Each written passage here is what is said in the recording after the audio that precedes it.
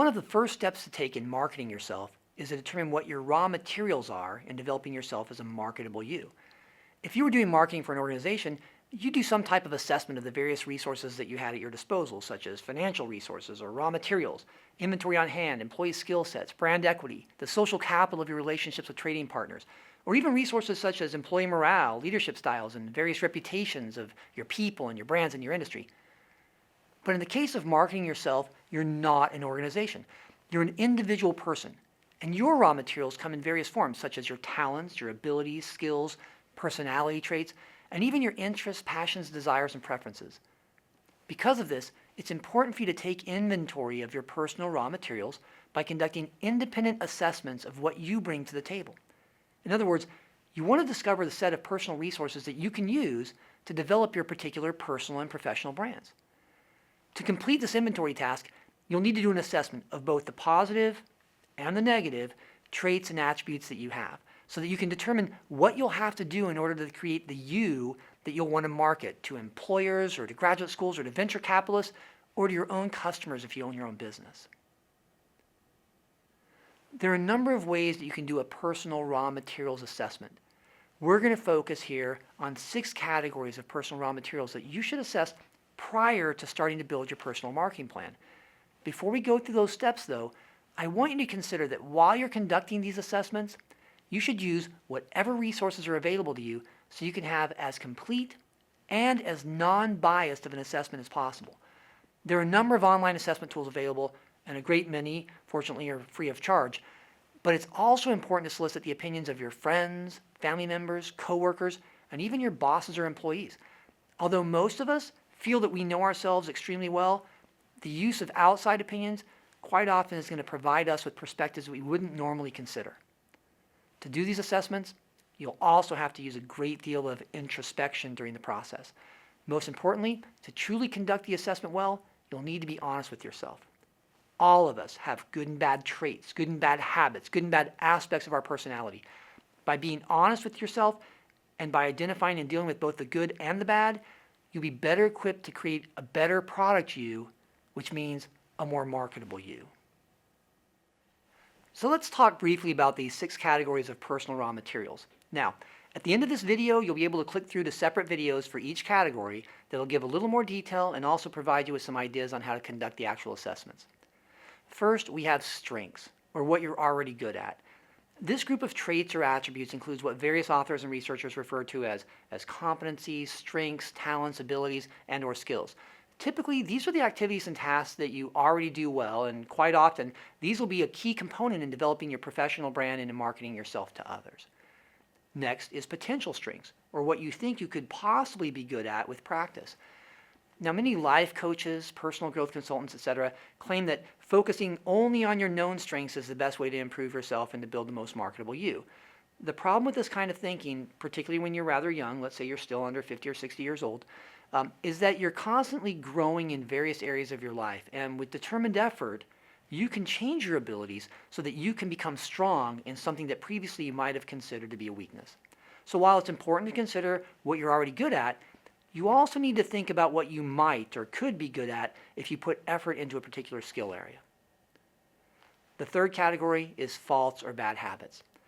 As you move through your raw materials self-assessments, you'll likely come across some traits, attributes, or activities that you definitely wouldn't classify as strengths, and probably wouldn't feel comfortable classifying as potential strengths either. Some researchers and consultants refer to these as weaknesses, while others try to avoid that terminology and euphemistically refer to these as areas for improvement or areas for growth. Quite often, they're just plain faults or bad habits. Some of these might be procrastination, laziness, impatience, disorganization, lack of follow-up, lack of focus, having a short temper, being too talkative, fear of confrontation, or being easily distracted, maybe too much social media or TV time. Most likely, these are not raw material areas that you would want to disclose to others, particularly to a potential employer.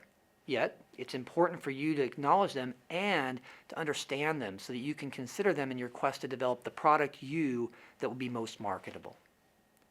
Fourth, we have interests, desires, and passions, or what motivates you. One of the key ways that people change their bad habits, or overcome weaknesses, or change mediocre attributes into strong attributes is because of motivation. And motivation often derives from your personal interests or desires. So when you're trying to figure out which skill areas you're going to focus on for improvement, considering your interests and desires can give you some critical insights into that decision process. That's because you're more likely to spend time practicing something that you enjoy or something for which you have a more personal and meaningful purpose rather than something that you're merely fixing because you consider it to be a weakness. The fifth category is your personality. Now, personality is a contested concept in psychology. Some people claim that your personality is inborn and unchangeable. Others claim that traits and habits that typically are associated with a particular personality type can be changed fairly easily. Another contested notion about personality is how it's tested and the validity of those tests. What we do know is that understanding your personality can give you insights into which strengths you could or should develop, as well as how to develop them, how to deal with particular faults, and some degree of rationale behind your interests and/or your desires. The final category is core values, or what's important to you. Much of what people do is, or perhaps should be, driven by their core values. Core values are the guiding principles that often dictate people's thoughts, emotions, and behaviors. They're the basis by which people judge their own actions, as well as how they judge whether particular thoughts and actions are deemed as right or wrong. Your core values might be an absolute set of rules by which you live your life, or they might be more of a general feeling by which you determine your willingness to think or act in certain ways. There's been a lot written about core values and their importance in setting a direction for the development of both a personal brand and a professional brand, as well as for your success in creating a consistent workplace persona. So those are the 6 categories. At the end of this video, I'll have links to other videos that explain each category in more detail and that provide some directions for self-assessments. But let's talk just a moment longer before you take a look at those. At this point, you're not quite ready to create your personal marketing plan. You're in the stage of assessing your raw materials, as well as getting some idea of how those might fit in, or maybe not fit in, with your value systems. After assessing your raw materials, you have a much better idea regarding what you can then do to build the product you that not only is marketable, but that's in alignment with your core values as well as with your interests and desires. Finally, after you've conducted the various assessments of your raw materials, be sure to create a formal synthesis of your findings across the various groups. Determine whether you have traits and attributes that complement each other or potentially compete with each other. Consider whether certain traits, regardless of whether they would normally be thought of as positive or negative, might coincide with or perhaps conflict with your newly discovered core values. Creating a formal synthesis or summary across your sets of raw materials will help you to develop a better overall understanding of your raw materials, and as a result, will help you to start determining how you'll present your personal and your professional brands. Thanks for watching.